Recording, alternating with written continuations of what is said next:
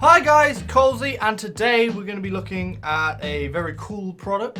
First of all, I just want to say a big thank you to Fierce Esports and Avermedia for hooking me up and sending me out the products that I could check it out. So the product that we're looking at today is this, the Avermedia Live Gamer Mini.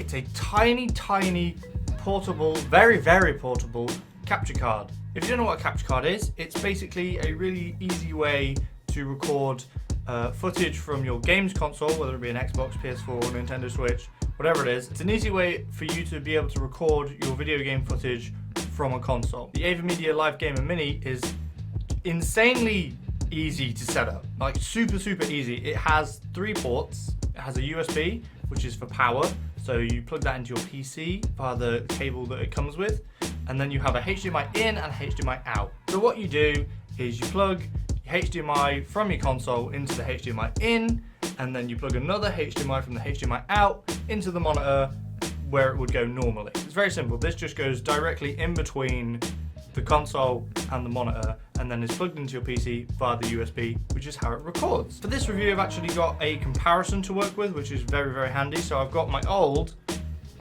Avermedia, still Avermedia, but it's the LGP Lite. You can see that it's fair amount bigger than the new Live Gamer Mini, and this is what I have used previously to record any footage from my Nintendo Switch or Xbox or whatever I've done before. I'm going to go over the main differences quickly between the two of them, and then we'll look at some actual footage and screenshots and stuff that I recorded.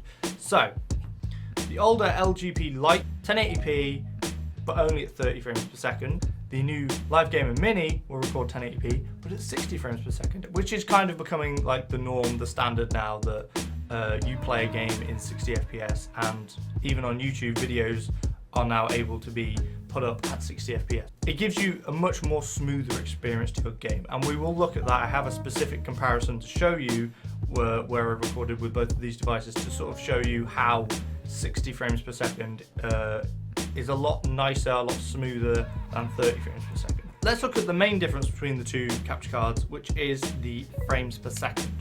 So, as I said, the older one can only record in 30 frames per second, and the new Live Gamer Mini is a full 60 frames per second. So, I have a little comparison here, which I did in Mario Odyssey. First of all, we're going to play them in full speed, and then I'm going to slow them down, which makes it more obvious for you to be able to see how the frames per second really affects the footage.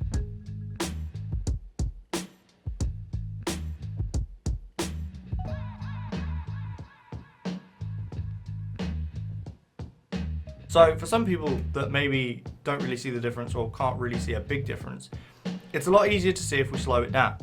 So what I've now done here is I've slowed the clips down to 50%. When you record something at 60 frames per second, when you slow it down 50%, so you slow it down by half, that basically means the footage is playing in 30 frames per second, which, as we've discussed, still looks fairly good. Like, it still doesn't look skippy, it doesn't look jumpy, it still looks okay. So when you look at these clips, you can see that when you slow down the old LGP Lite, because it only records in 30 frames, it gets very skippy, very jumpy, and it doesn't look nice anymore.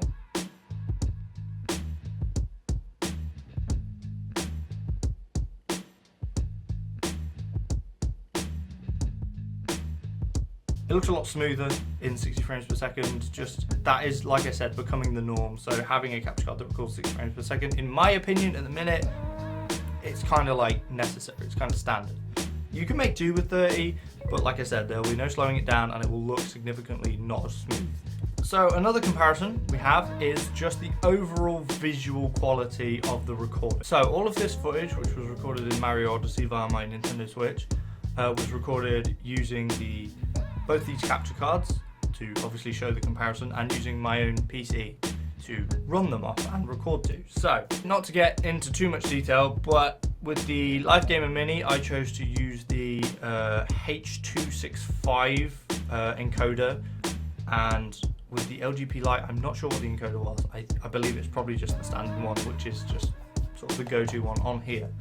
I imagine because of its age, the LGP Lite doesn't have the ability to do H.265, which in my opinion makes the footage a lot better. So you have more options with the Live Gamer Mini. Probably the best quality footage you're going to get is if you use your CPU to encode it. However, my CPU is obviously not powerful enough to do that because I tried it, and oh my god, does the footage look horrible. So if you've got a really beefy CPU, you can probably get even better quality footage than what I have got. However, what I recorded, I still think the Live Gamer Mini looks significantly better than the LGP Lite, the older one.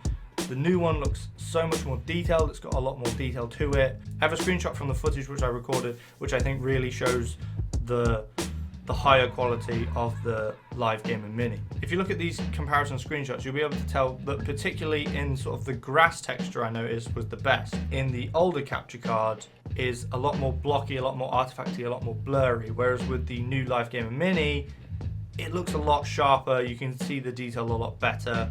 So, I mean, that just continues throughout the footage. This is just one screenshot that I grabbed from the footage, which I think is quite a good comparison between the two. The Live Gamer Mini it's goddamn amazing, let's be honest. It's so small, it enables you to get such awesome looking, smooth footage from your console. Really good piece of kit. It's definitely something that I would recommend if you are creating YouTube content on video games, or you're streaming video games and you want to do some stuff from consoles. You should definitely grab something like this. It's really, really good. It's really, really portable. If you paired this with sort of a gaming laptop or a high-end laptop that has a decent spec, then you'll be able to take this thing basically on the go, and you can record videos from a Switch, from an Xbox, from a PS4, just on the go, and you'll have a nice little kit to take with you to record on the go. It's so easy. Like, this can fit in your pocket easily. Video games industry has sort of moved to higher frame rates and aiming for higher frame rates, so we generally would consider 60 to be kind of like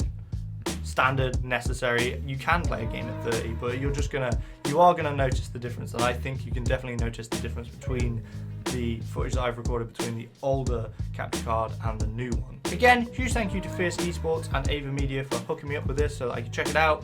It's really cool. I love doing these kind of review videos. The tech behind video games and gaming and content creation is super interesting to me, so I love doing those types of things. So thank you guys for making this possible. And yes, I'll leave you with some more footage so you guys can take a look at it. So thank you for watching. Please remember to like, comment, and subscribe, and I will see you next time.